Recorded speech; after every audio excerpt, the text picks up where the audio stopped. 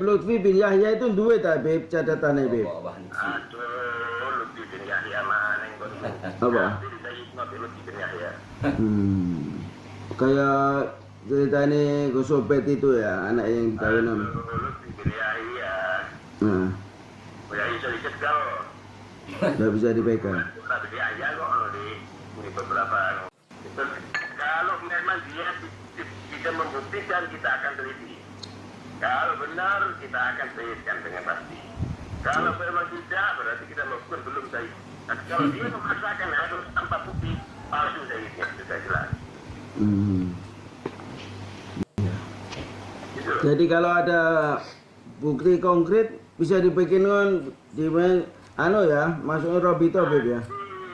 Kalau memang kalau sudah terbukti, dan memang dia punya dasar ya pasti. Nah. Karena itu kita tunggu sekarang mana. Buktikan kalau ini benar. Iya. Nah kalau memang tidak bisa terbukti, saya anak bisa katakan palsu. Iya. Nah kalau dia memaksakan harus itu benar, dia palsu itu lah. Gitu loh. Kayak Beb Lutfi bin Yahya itu duwe ta Beb catatannya Beb? Aduh, Lutfi bin Yahya mana yang Apa? Lutfi bin Yahya. Kayak ceritanya Gosopet itu ya, anak yang dikawin sama. Lutfi bin Yahya. Nah, Ya bisa dicegal. nggak bisa dipegang. Tapi dia aja kok di beberapa. Tidak usah. Ambil tidak usah ditanya. Urusan ini bukan ambil urusannya. Assalamualaikum warahmatullahi wabarakatuh. Bismillah, alhamdulillah. Allahumma salli wa sallim barik ala Sayyidina Muhammadin wa ala alihi wa ashabihi ajma'in. Amma ba'du, saudaraku pemirsa, dimanapun Anda berada, semoga senantiasa dalam lindungan Allah, dimudahkan segala urusannya. Di video kali ini, mari kita akan lihat bagaimana omongan, percakapan seorang petinggi RA yang begitu mudah untuk menyesatkan orang lain, ya, membatalkan nasab orang lain begitu mudahnya, dan ini jelas pun tanpa bukti. Dan kali ini juga bagaimana dia sama dengan Kiai Imad yang sekarang, yang dituntut yaitu harus dengan bukti. Kalau tanpa bukti berarti palsu. Yang sekarang dikembalikan oleh Kiai Imad. Mana buktinya bahwa Habib Ba'lawi ini adalah keturunan Rasulullah SAW, zuriyah dari Nabi Muhammad.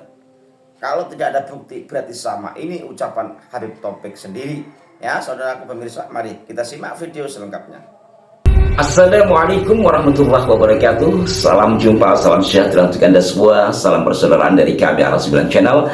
Kembali saya menyapa Anda saudara-saudaraku. Dan dalam kesempatan kali ini saya akan menyampaikan satu hal yang menurut hemat saya ini penting, berkaitan dengan apa? Dengan pernyataan kalangan Ba'alwi dan para muhibbinya beberapa tahun terakhir ini setelah mencuat kajian nasab oleh Kiai Imad. Kami dan sejumlah teman-teman yang lain mengulas persoalan nasab itu, lantas kami dianggap ghibah wa ma asbaha dzalik. Ngapain sih ngurusin nasab-nasab orang? Urusin nasab lu sendiri. Di antaranya ada yang mengatakan demikian. Namun ternyata saudara-saudaraku, sebenarnya mereka lebih dulu melakukan hal itu. Satu di antaranya, kami mendapatkan rekaman suara dua orang Ba'alwi, yang satu nampaknya petinggi dari Rabithah Alawiyah, dan nanti akan kami putarkan kepada Anda. Setting peristiwanya menurut Kiai yang mengirimkan ke saya ini 2018-an, berkenaan dengan seorang tokoh ulama. Beliau adalah Buju Asror atau Sayyid Asror atau Kiai Asror, dan beliau ini oleh petinggi Rabithah Alawiyah dipersoalkan. Untuk lebih jelasnya, mari kita simak bersama. Halo ya Beb. Karena itu anak sebutkan tahu itu kan bawa itu yang atas itu. Begitu ya. Kalau enggak, kita mau datang siapa yang atas itu. Iya, iya, iya, Beb. Kan tahu. Iya. Nah, kalau asrar itu ada, ya berarti benar. Haji Nur itu benar. Ya benar Iya. lah. Kalau Nah, itu bisa Haji Nur itu. Haji Nur ini memang Iya. yang mungkin yang dimaksud Kalau asrar adalah itu Kiai Nur ada. Hasan. Karena kita tahu asrar itu adanya di mana catatannya, gitu loh. iya. Beresmo ada ono, Magelang ada ono, Abi Paling ada ono. Lagi insya Allah ya, mau cerita anak kepingin tuh dari mana sumbernya, gitu loh. Oh, iya. Karena itu kok bangil, Beb. Anak rumah itu kok bangil ambekmu itu, nggak tahu siapa. Ya udah apa? Nggak tahu nih bangil, ya, oleh itu kok bangil itu. Apa catatan yang bangil, catatan apa sih? Hmm. Catatan apa tak lembar, catatan tak lembar, mari ngono tulisan sebenarnya biasa semuanya. Tapi itu lagi, kemudian orangnya nggak mau ditemui. Iya, iya, iya. Tulisan itu nggak ada kesempatan kalau itu. Iya, akhirnya garis iya, akhirnya garis besar ini apa Beb? Jangan menganggap kayu dulu kalau tidak ada bukti yang kebenarannya. Nah, kalau hanya sekedar yang ngaku-ngaku itu berarti tidak punya bukti. Kalau memang punya bukti, pasti Robito akan mengeluarkan. Berarti belum sayu. Belum saya. Wah. Iya, iya, iya. Kalau dia mau memaksakan pakai asor tanpa bukti berarti palsu sayurnya. Oh iya. Gitu. Iya. Paham tidak Pak? Anak paham, iya. Kalau memang dia bisa membuktikan, kita akan teliti. Kalau benar, kita akan telitikan dengan pasti. Kalau memang tidak, berarti kita melakukan belum sayur. Tapi kalau dia memaksakan harus tanpa bukti, palsu sayurnya, sudah jelas. Iya. Gitu. Jadi kalau ada bukti konkret bisa dibikinkan di anu ya, masukin Robito Beb ya. Kalau memang kalau sudah terbukti dan Iya. memang dia punya dasar ya pasti. Nah. Karena itu kita tunggu sekarang mana.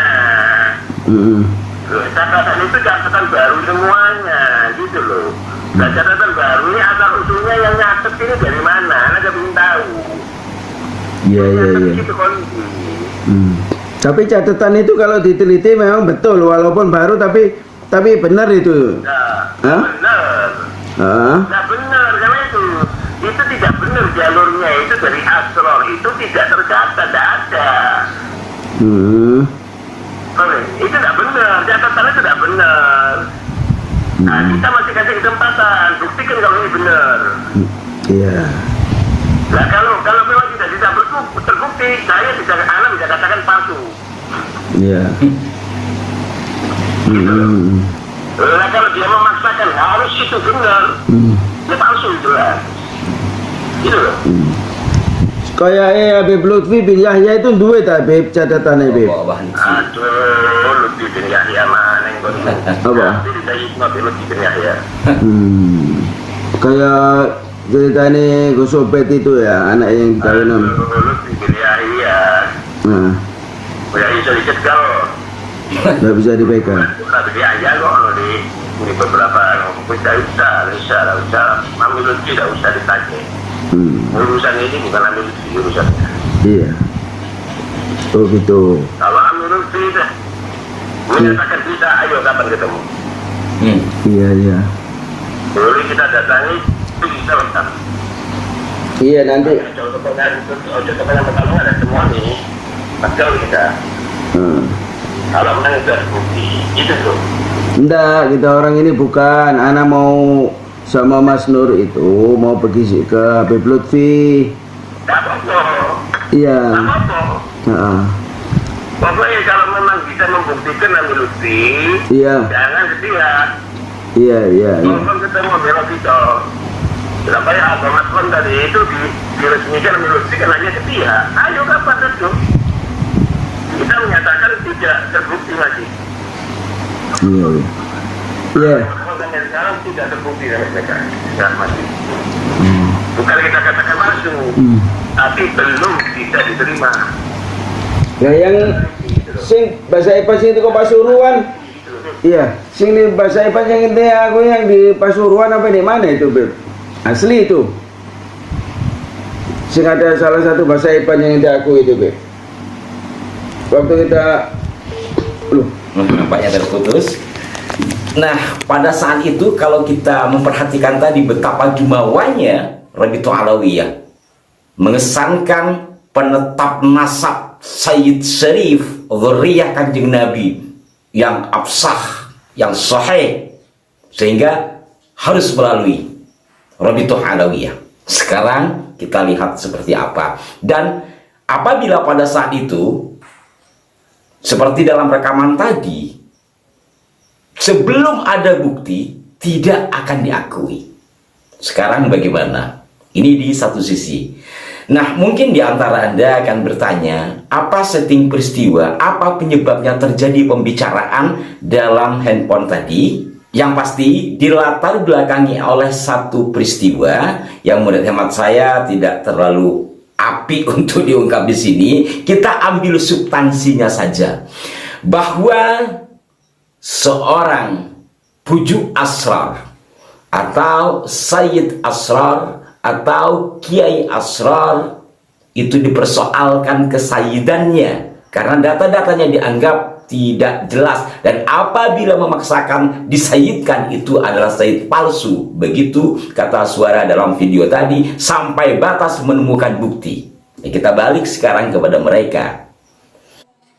Nah, berkaitan dengan hal ini, saudara-saudaraku sekalian, sudah pernah kami ulas ya, yang bersetting peristiwa penyampaian dari pengasuh pondok pesantren Sidogiri, Pasuruan, Jawa Timur, yakni Kiai Haji Mas Fuad Nur Hasan. Dan juga penyampaian sejumlah kiai yang mengetahui persoalan ini, terutama dari Terah Puju Asrar. Karena Puju Asrar ini ke atasnya jalurnya adalah diantaranya ya ke Sayyid Sulaiman Muji Agung. Ke bawahnya antara lain ke Pondok Pesantren Sidogiri, Sidoarjo juga Surabaya, juga ke Syahna Khalil dan pesantren-pesantren lain. Maka di sini memunculkan kemarahan dari keluarga. Walaupun sebagian ada yang bersuara, sebagian juga tidak. Kalau di Rabi'ah Alawiyah, petingginya menyampaikan seperti yang kami putarkan tadi, subjektivitas sekali, meminta data, bukan sama-sama mencari data.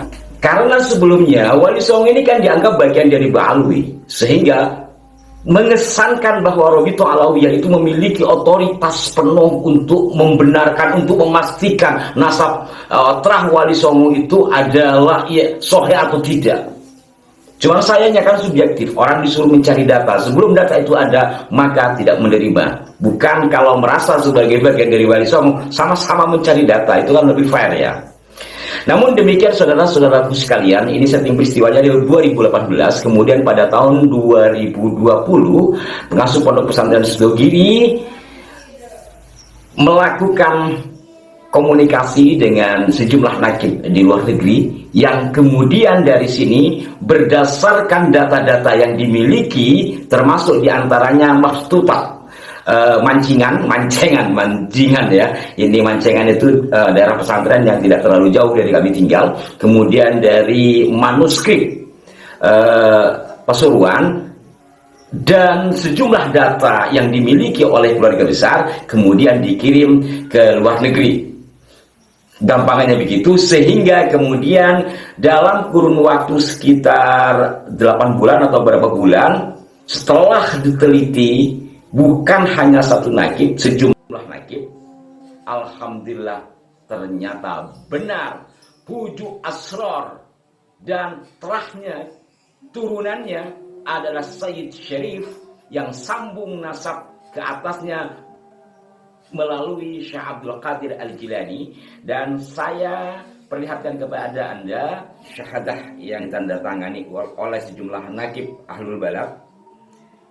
Fahuwa nasab Syarif Ahmad Fuad bin Sayyid Syarif Nur Hasan bin Sayyid Syarif Nawawi bin Sayyid Syarif Nur Hasan bin Sayyid Nur Khatim bin Sayyid Asrar bin Sayyid Abdullah bin Sayyid Ali Akbar bin Sayyid Sulaiman Asy-Syahir Kiai Kanigoro. Ini Kiai Sulaiman Mojoagung yang dimaksud. Bin Imam Zain Abdul Qadir Asy-Syahir Bisunan Syaribon ing Gunung Jati. Bin Sayyid Ishaq Tamshi bin Sayyid Ibrahim Asy-Syahir bi Maulana Ishaq. Jadi intinya beliau ini terah dari Maulana Ishaq. Kalau tadi dikatakan Sunan Gunung Jati, yang dimaksud di sini Zain Abdul Qadir Asy-Syahir bi Sunan Syaribon, Sunan Cirebon di Gunung Jati ini adalah setelah Sunan Gunung Jati yang umum kita kenal, yakni Syarif Hidayatullah. Ini banyak yang dulu ya, banyak yang salah tafsir, dipikirnya ketika Sunan Gunung Jati itu hanya satu, hanya Syarif Hidayatullah. Jadi beliau adalah Sunan Gunung Jati, kalau tidak salah yang kedua, pengganti Sunan Gunung Jati Syarif Hidayatullah. Dengan demikian jelaslah sudah saudara-saudaraku sekalian tentang siapa kiai-kiai kita. Sebagian di antara mereka ternyata dzurriyyah Wali Songo, yang sekaligus juga dzurriyyah Syekh Abdul Qadir Al-Jilani, yang juga tentunya ke atas Rasulullah Muhammad SAW, yang sampai saat ini setahu saya tidak ada membangga-banggakan ana Ahlul Bait sebagaimana di antara mereka. Ini luar biasa ketawabuan dari kiai kita. Mungkin Anda juga memiliki silsilah yang sama walaupun tidak mengurusnya. Nah, menariknya lagi, beberapa bulan lalu, mungkin pada tahun yang lalu, dari manuskrip Mancengan dan manuskrip Pasuruan yang menjadi dasar diantaranya itu, belakangan kemudian ditemukan lagi di daerah Madura, Sampang, wilayah Kabupaten Sampang. Itu ditemukan manuskrip Larlar, yang mana manuskrip Larlar ini nampaknya lebih mudah tetapi menguatkan karena ke atasnya sama, dan ini juga pernah kami ulas. Inilah kalau menurut teman-teman saya, bisa saja mereka itu kualat oleh Wali Songo sehingga nasabnya terbongkar, dan terah Wali Songo yang tak pernah mengunggul-unggulkan nasab akhirnya dibuka oleh Allah, terlihatlah sudah siapa mereka. Dan tentunya ini bukan untuk membangga-banggakan, semua kita sama. Hanya bagaimana kita menjaga hati, menjaga sikap, dan juga menjaga kemurnian silsilah, serta menjaga pelurusan sejarah. Semoga bermanfaat, dan mohon maaf jika ada kekeliruan. Sampai jumpa. Wassalamualaikum warahmatullahi wabarakatuh. Terima kasih pemirsa saudaraku sekalian yang sampai detik ini masih menyimak, ya, semoga senantiasa dalam lindungan Allah, dimudahkan segala urusannya. Begitu jelas bagaimana begitu ya suara yang terdengar tadi, ya, sepertinya juga suara petinggi RA atau Habib Taufik, ya. Begitu mudahnya membatalkan nasab seseorang, ya, dan juga jelas sekali apa yang disampaikan oleh, yang diminta oleh Habib Taufik inilah yang diminta kepada, dituntut kepada RA untuk sekarang ini. Mana buktinya bahwa Ba'lawi adalah dzurriyyah Nabi Muhammad SAW? Tidak ada bukti sama sekali. Tapi apa perilakunya ketika diminta bukti bahwa Ba'lawi adalah keturunan Nabi?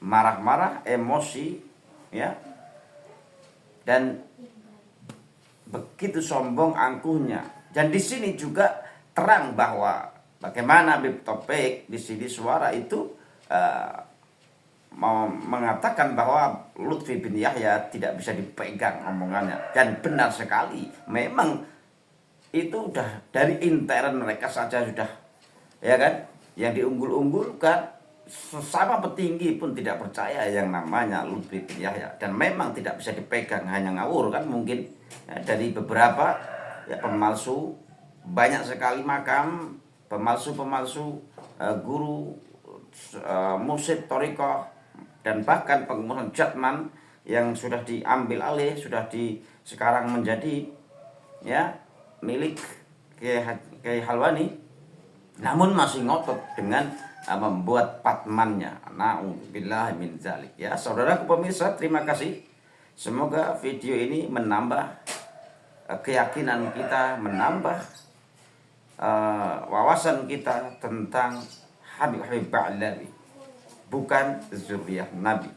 Habib Ba'lawi nasabnya nasab palsu seperti yang dibongkar oleh Kiai Haji Imaduddin Usman Al-Bantan. Oke? Semoga kita semua senantiasa dalam lindungan Allah, hidayah Allah, dalam pertolongan Allah selalu. Amin, amin, Allahumma amin. Allahul muwaffiq ila aqwamit thoriq. Assalamualaikum warahmatullahi wabarakatuh.